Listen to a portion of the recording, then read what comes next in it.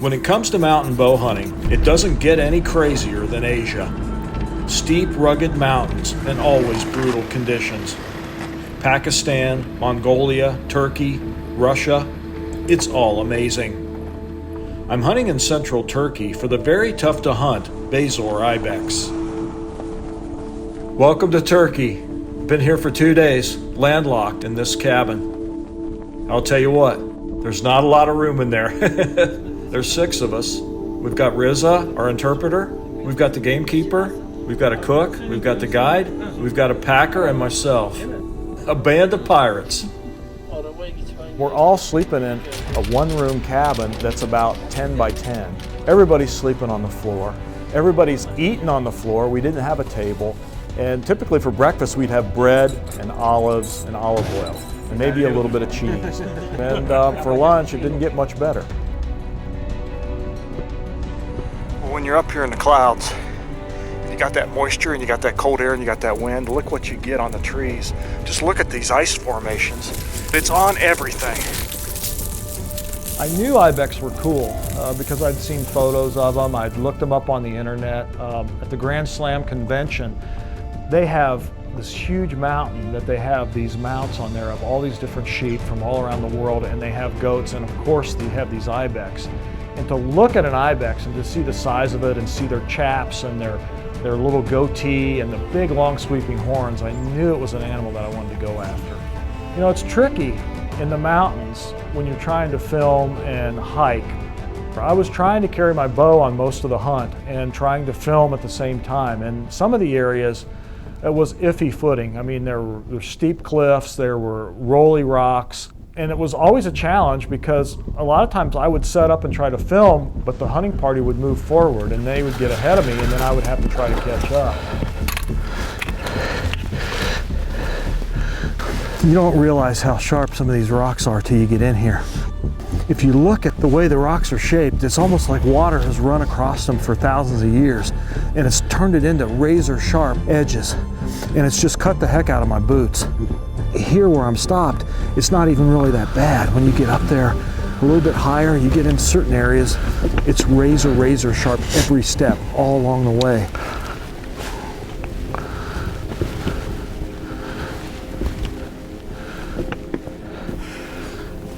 Pretty crazy. When you're trying to film for TV or trying to document your own hunt, you have to think about the footage and you have to think about getting all the shots, but you also, if you're going to be the hunter, you have to think about hunting, and you have to think about all the things that a hunter needs to think about to get it done.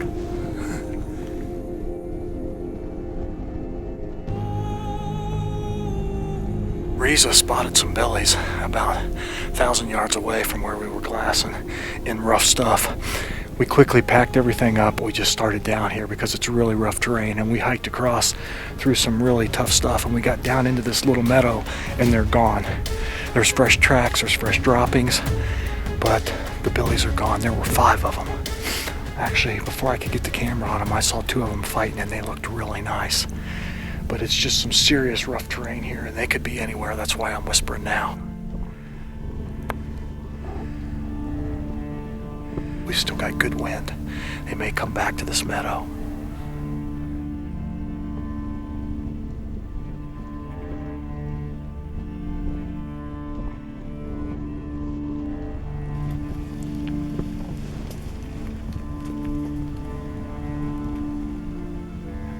The agility of these Ibex is nothing short of amazing. They have no fear and can scale a sheer cliff with ease. With my interpreter Riza running the camera, we worked to get into range of several Bezoar billies. One in particular is an old one with broomed horns. There's only one shooter in the bunch, and it's a big old one, and he's broomed off on the back end. But there's a lot of nannies with him, and I'm not sure that I can get close enough. But we've got decent wind, and we're going to give it a try. I think there's a lot of psychology that goes into mountain hunting. It's easy looking at the brochures and saying that I'll never quit. You know, I'm going to do it. I'm going to get it done. But on the mountain, it's a whole new ball game. There are a lot of do-overs in mountain hunting. Nobody is successful on their first stalk. And so you've got to climb the mountain another day, and another day, and another day, until you finally get your opportunity.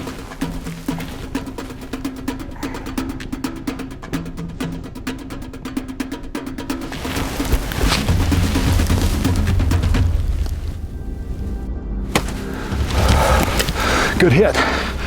He's going right through there. About a 50-yarder, man. Yes! Bezoar! There's my arrow right there. Look at this. 2-blade Rage Extreme. Perfect pass through. You can see I got the new fletch on the back here, making the back end of my arrow heavy. It gives me that extra kinetic energy for a pass through. There's a blood splatter right here where he was standing when the arrow went through. And look where he runs off here. Look at this blood. Right through there. Unbelievable sign. And he didn't go too far because he's right there. Let's go see him.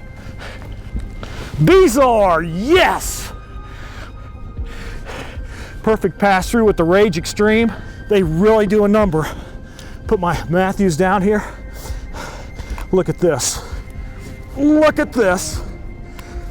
Big, mature Ibex Billy. Look at the bases.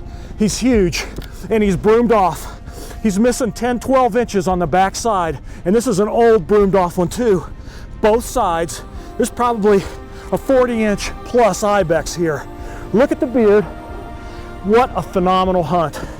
I'd like to thank Cabernet Safaris, my guide Riza. What a phenomenal, phenomenal hunt. Look at that big, mature Ibex Billy.